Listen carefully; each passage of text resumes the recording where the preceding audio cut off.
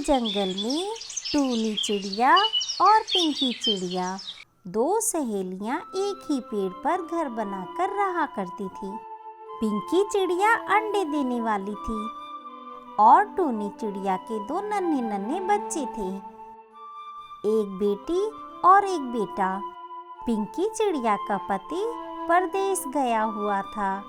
एक दिन टूनी चिड़िया और पिंकी चिड़िया दोनों अनाज लेने खेतों में जा रही होती हैं।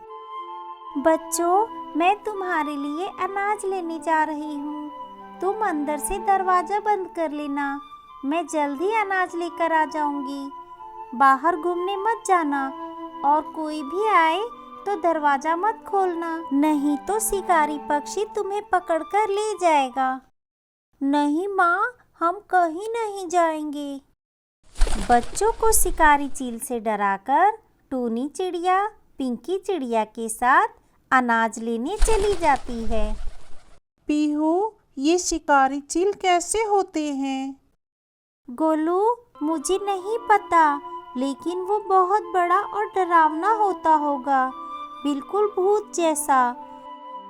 मैंने सुना है वो छोटे पक्षियों को खा जाता है। फिर तो मैं भी कभी बाहर नहीं जाऊंगा। टूनी चिड़िया ने तो सिर्फ बच्चों को डराया था ताकि वो बाहर ना जाएं और घर में सुरक्षित रहें, लेकिन उसे क्या पता था कि सच में एक शिकारी पक्षी उसके मासूम बच्चों पर नजर गड़ाए हुए था। उसने टूनी चिड़िया को जाते हुए देखा। लगता है ये चिड़िया खाना लेने जा रही है, यानी कि बच्चे घर में अकेले हैं। मेरा तो रास्ता साफ है, आज भरपेट नरम नरम गोश्त खाने को मिलेगा। शिकारी चील टूनी चिड़िया के घर के बाहर जाकर दरवाजे को खोलने की कोशिश करने लगा, लेकिन वो उसे खोल नहीं पाया।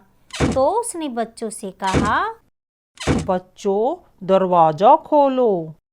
चील की मोटी आवाज सुनकर बच्चे डर जाते हैं और कहते हैं, नहीं, हम दरवाजा नहीं खोलेंगे, माँ ने मना किया है।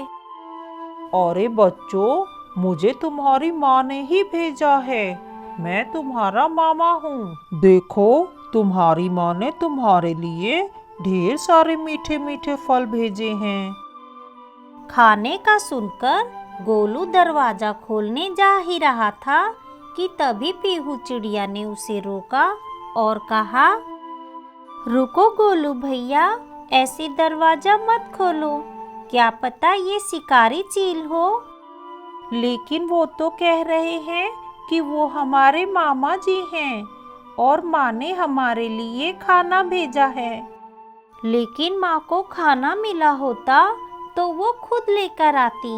मुझे तो लगता है ये हमारा मामा नहीं है, कोई शिकारी चील है। नहीं अंकल, हमारी माँ ने हमें दरवाजा खोलने से मना किया है, जब वो आ जाएंगी ये दरवाजा तभी खुलेगा।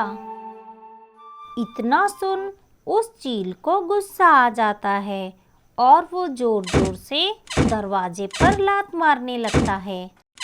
दरवाजा खोलो, वरना मैं इसे तोड़ दूंगा।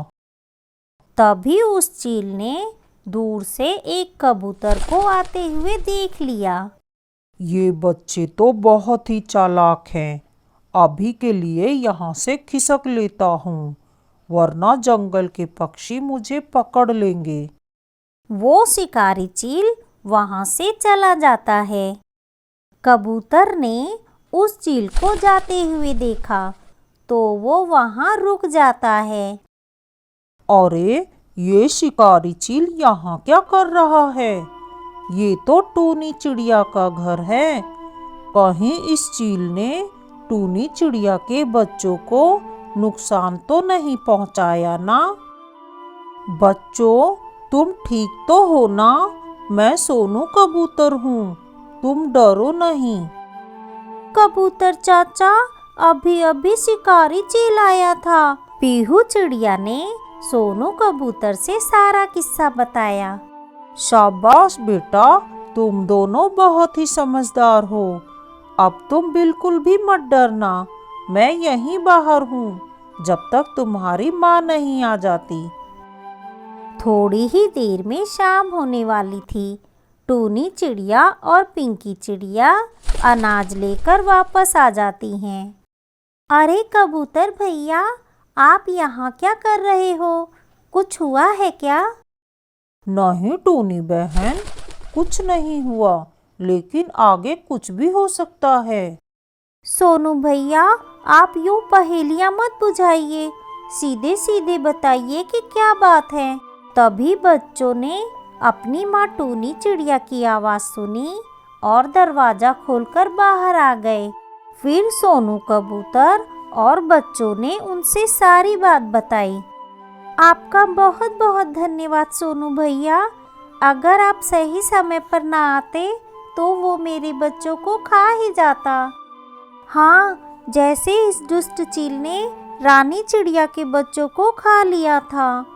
ये चील अक्सर पक्षियों के अंडों और मासूम बच्चों को खा लेता है। अब हमें बच्चों का ज़्यादा ध्यान रखना पड़ेगा। रात होने पर गोलू अपनी माँ से कहता है कि माँ, उस शिकारी चील की आवाज़ बहुत ही गंदी थी।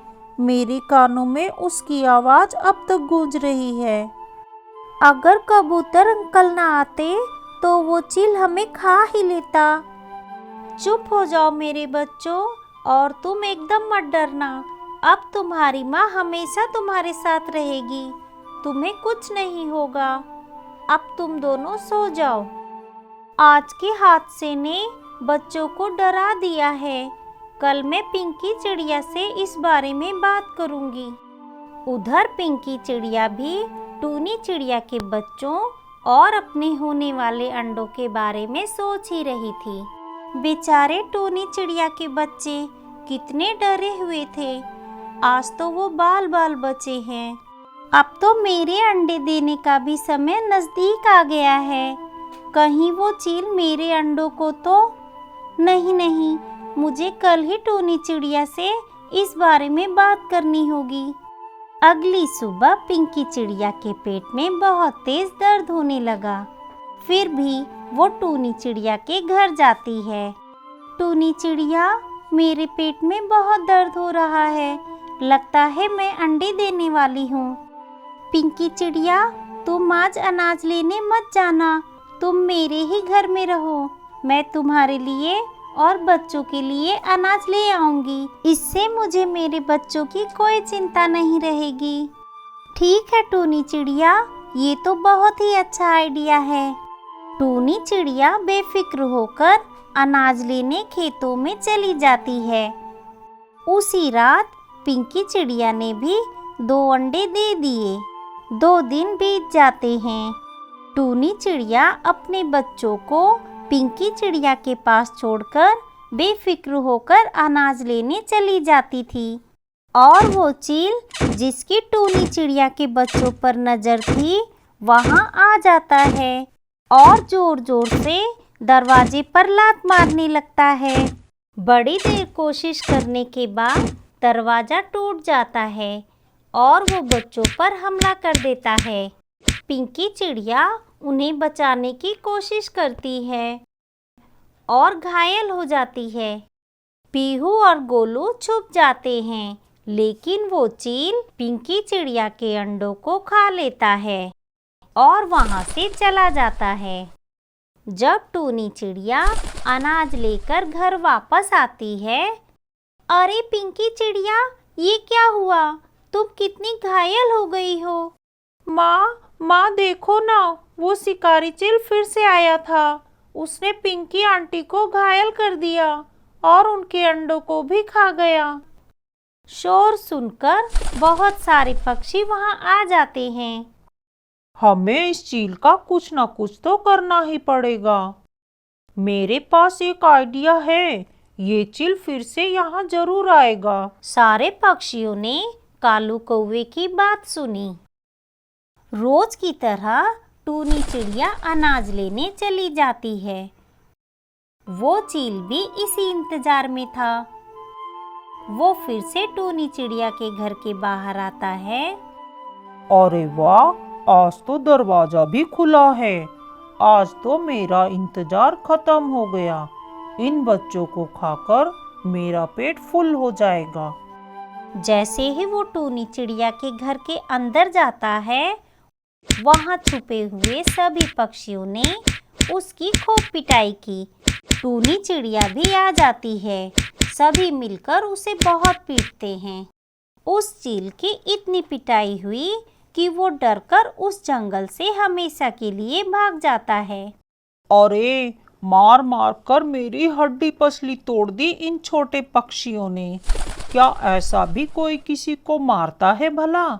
अब तो मैं इस जंगल में कभी भी वापस नहीं आऊंगा। उस दिन के बाद अब सभी पक्षियों के बच्चे और अंडे सुरक्षित हो गए थे।